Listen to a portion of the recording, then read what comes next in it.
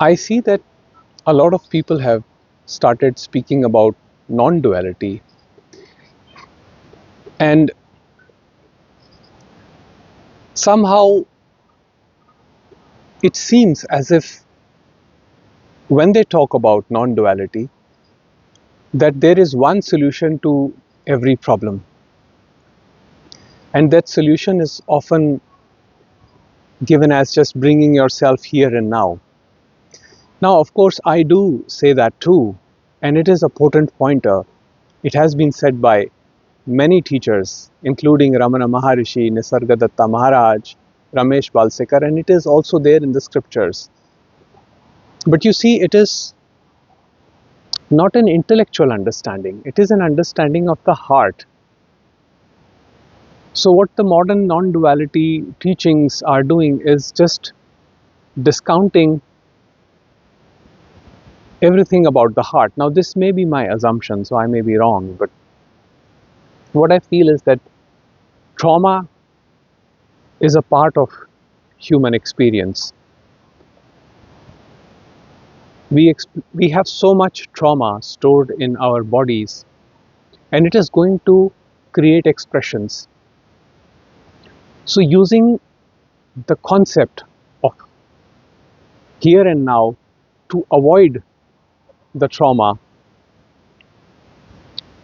to avoid feelings, to avoid emotions, is not going to help a seeker.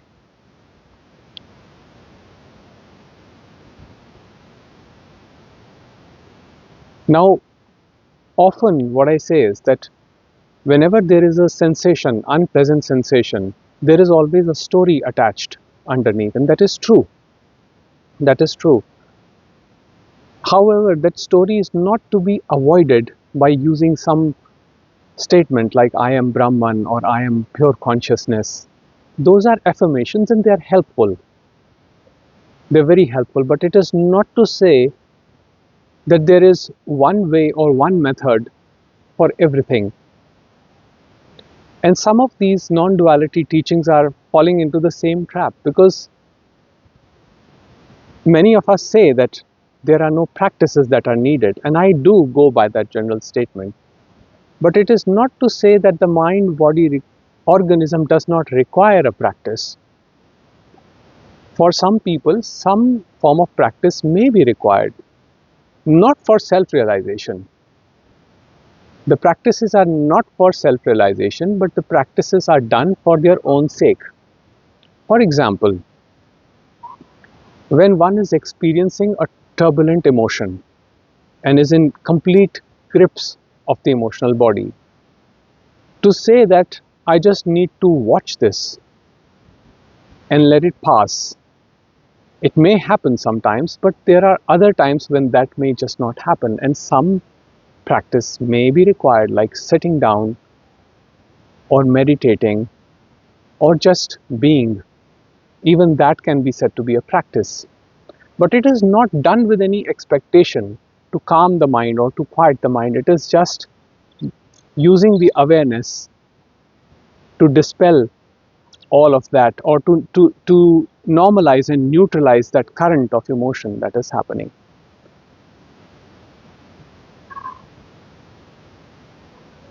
There are different people, and there are so many beautiful practices that are happening, like yoga. Yoga is a beautiful practice. Now, I don't associate yoga as it is taught in the modern day to achieve self realization, but to simply facilitate the mind body organism to function at its optimal so that the mind can be calm. That's it. So there can be a mix of observation along with some formal practices for some people, whereas for other people they may be just simply observation. For example, in my experience, it's a mix of everything. Sometimes I do some formal practices. If my mind is too restless, I do japa sometimes or meditate sometimes. Whereas other times I just sit and watch and allow the watchfulness to happen.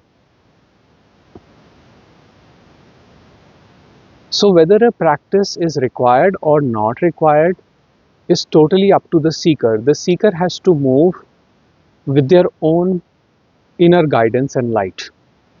Your own light will teach you the best, not a spiritual teacher. The spiritual teacher is not going to take away any of your traumas.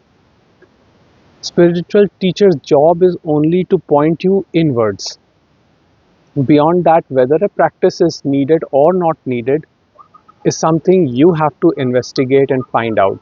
Sometimes, yes, some practice may be required. Sometimes some communication may be required. Other times nothing else may be required. So falling into this trap, whether a practice is required or no practice is required, is just the mind creating more confusion and conflict. So instead of asking people which practice I should do to achieve self-realization or whatever it is that you imagine as your highest attainment, just question, are you at peace? What brings you peace? If reading a book brings you peace, or performing a japa brings you peace, then why not? Why not? But let's not associate it with any outcome. Let's not think that that is going to produce any outcome or change the organism. The organism remains more or less the same before or after awakening. The patterns habitually continue. It's just that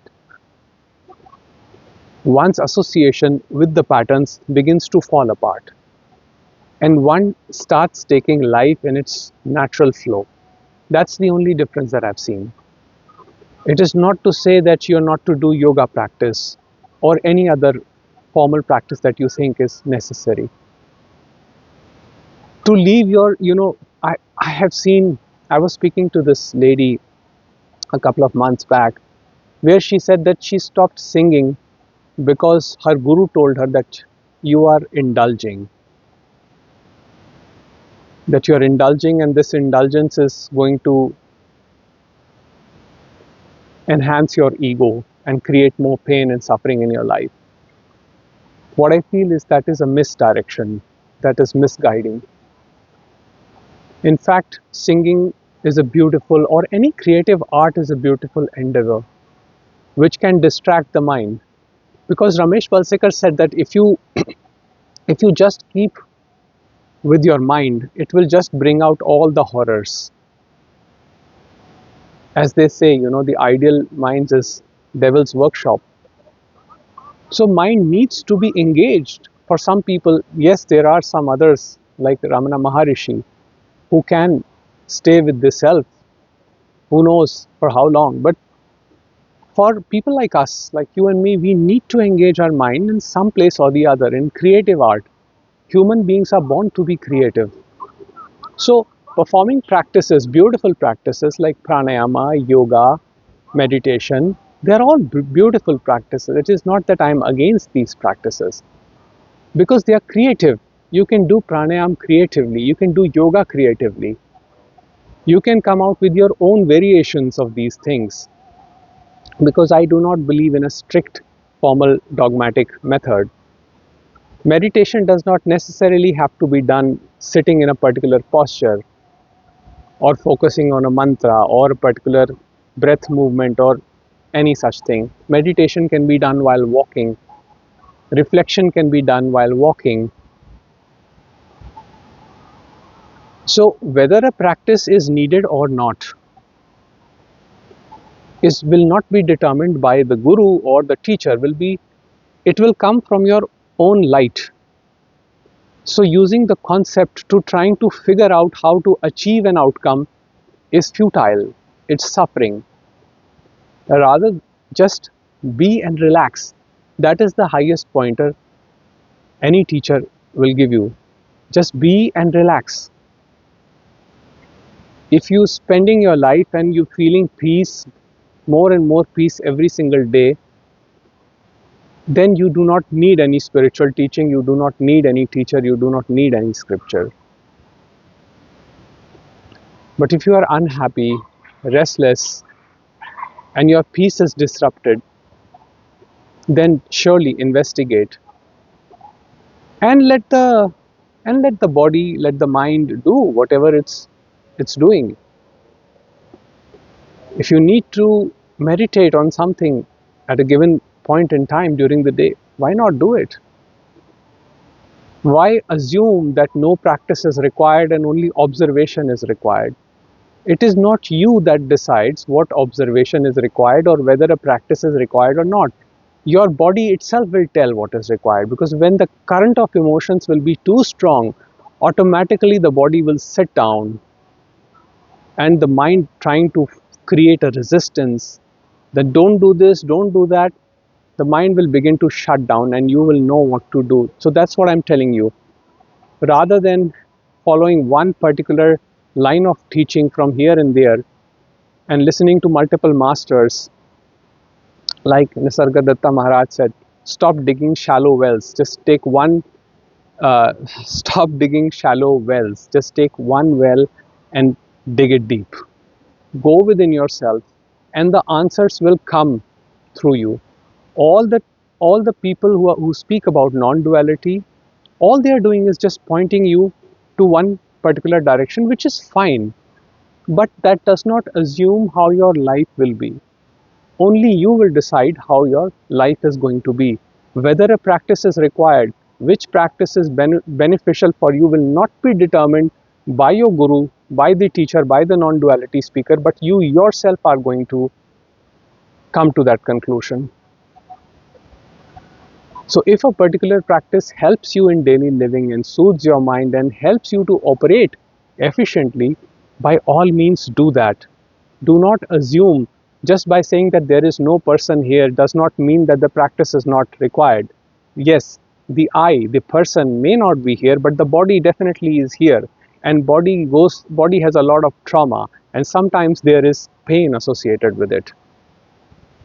And pain can be intense. Try doing contemplation or reflection when you are experiencing a headache or a stomach ache or any part of or any body pain. Try to just be when you are having intense pain. You can't. In that moment, the consciousness is diverted to the area that is painful. So saying that I must not do this, I am violating the non-dual principle, this is not the way. This is not taking life, this is not flowing with life. This is flowing against the current of life. When you get hurt, psychologically or physically, you have to tend to that wound. That is how nature designed it. And to tend to that wound, you need to pay attention to it. You cannot ignore it, because if you try to ignore the wound, it is going to hurt more and more. You cannot sit with it for too long, because if you sit with it for too long, all you're doing is just living in that realm, and the mind comes up with a lot of arguments, with a lot of dialogues, internal dialogues, and giving awareness to those dialogues, you start believing more and more in that story, and the trauma doesn't stop over there. So my point being that do not use non-duality to avoid something, to imagine that somehow after awakening this mind-body organism will be completely free of all pain and suffering. No, pain is a part of life. Suffering happens many times in our lives. The only thing is, do whatever comes naturally in the moment. Go with the natural flow. If your body says that right now I need to stretch and do yoga and I feel better in that moment, after doing it, do that. Don't create an outcome like I want to achieve self-realization through this method, or enlightenment through that method, and enlightenment is going to give me this, or somehow I'm not getting it. You see, we believe that somehow we are not getting it, and somehow we feel that we are less than the person who is speaking about non-duality, which is not true. The person who is speaking about non-duality is going through the exact same thing as you are going through. They are going through the same challenges. They are going through the same experiences. They are troubled. All of us are troubled because the trauma is here. It is a part of this system.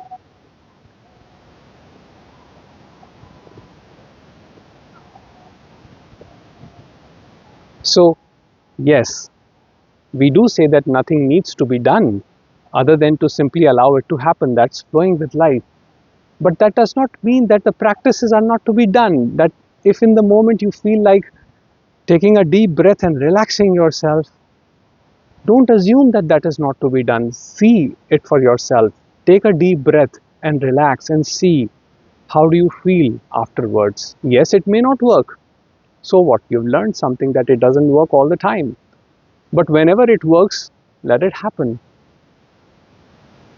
So I will just conclude by saying that your own inner light is going to tell you the best practice, the best method, the best way to handle this body, this organism. Go inwards, stop flowing outwards and go inwards and see what information is being transmitted here in this organism. That will give you the best relaxation, that will give you peace, that will bring harmony. And human emotions are not to be discounted. Yes, there is no reality to them, but they are happening in the moment and they can be intense. So let's not say that the content of the consciousness is irrelevant, because Jiddu Krishnamurti or other teach philosophers have said that the consciousness and its content are one and the same. They're not different. So let's not discount anything. Thank you. Wish you all a peaceful day.